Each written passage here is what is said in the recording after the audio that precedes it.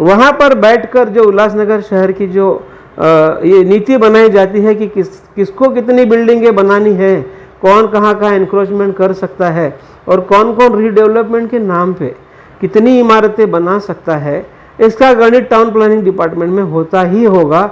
उसके बिना इतना अनधिकृत निर्माण नहीं हो सकता। देखिए ऐसा है, बिल्डर तो अपना फ़ायदा देखता है, लेकिन जो प्लान को मंजूरी देना नहीं देना ये किसके अधिकारी क्षेत्र में आता है? टाउन प्लानिंग डिपार्टमेंट है।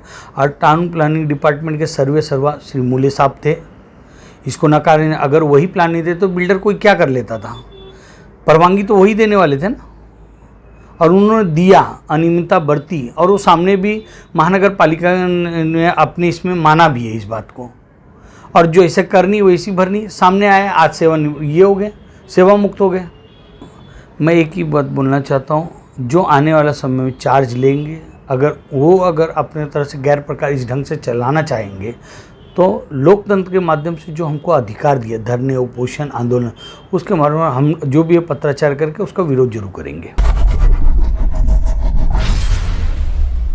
दोस्तों, पिछले कुछ समय से उल्लासनगर महानगर पालिका का टाउन प्लानिंग डिपार्टमेंट यानी नगर रचना विभाग काफी सुर्खियों में रहा है, पर बहुत सारी गलत वजहों के लिए। प्रकाश मूले, जो कि टाउन प्लानिंग डिपार्टमेंट के वरिष्ठ रचनाकार अधिकारी थे, उन्होंने अपने समय में काफी बिल्डरों को फायदे पहुंचाने का काम किया और बिल्डरों के मन मुताबिक उन्हें प्लान पास करके दिए। उस समय भी अभियंता संजय पवार उनके साथ ही नगर रचना विभाग में कार्यरत थे, जिन्हें प्रकाश मूले के कई कामों की जानकारी हो सकती है। और अभी हाल ही में टाउन प्लानिंग डिपार्टमेंट की पूरी जिम्मेदारी ललित खोबरागड़े के हाथों में है और अब भी संजय पवार उसी विभाग में कार्यरत हैं, जिनके साथ कॉन्ट्रैक्ट पर रखे गए अभिजीत व सुमित नामक कर्मचारी भी कार्यरत हैं, जिन पर प्लान पास के आवेदन के लिए आई बिल्डिंगों की सर्वे और अन्य कामों की पूरी जिम्मेदारी है। दोस्तों, अब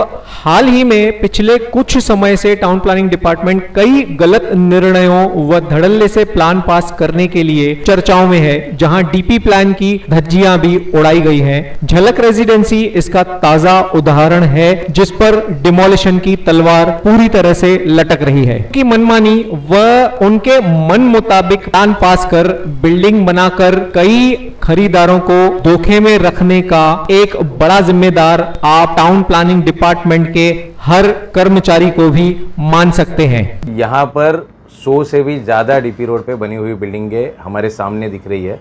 उसमें से मैं आपको 3 विषय अभी बताना चाहता हूँ कि आप देखोगे कि दशमेश डेवलपर करके एक बिल्डिंग बनी गई है जो 24 मीटर के डीपी रोड पर बनी है, जिसके ये बांधकाम परवानगी का पत्र है जो 10/9/2024 को सुधारित बांधकाम परवानगी दी है।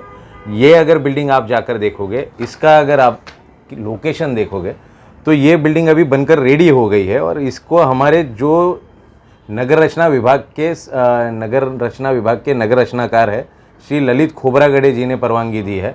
और ललित खोबरागड़े ने परवानगी ये डीपी रोड पर दी है। ये वो बिल्डिंग का अभी का फ़ोटो है।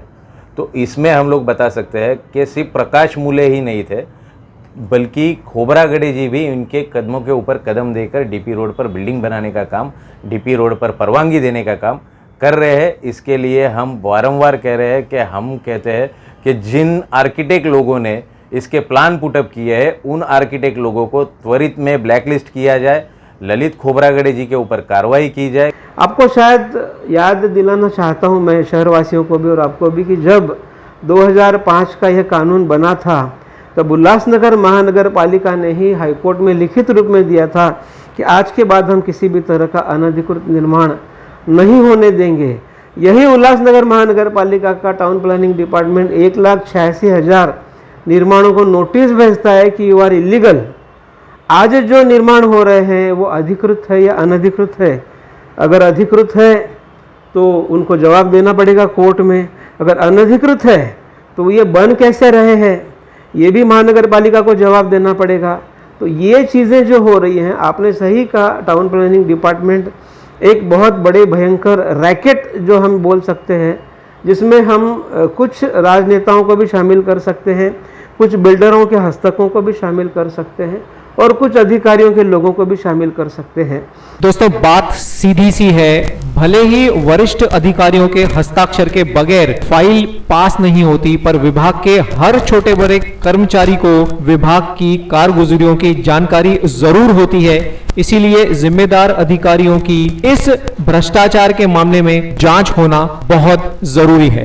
इसी विषय पर अगले अंक में बात करेंगे उन अधिकारियों की जो सीधे तौर पर कई बिल्डरों को फायदा पहुंचाने में एक प्रमुख भूमिका निभाते हैं। वह हाल ही में कई करोड़ों के टीडीआर घोटाले के बारे में भी विस्तृत जानकारी पेश करेंगे। तब तक के लिए जुड़े रहिए सिटी उल्लास लाइव के साथ। धन्यवाद।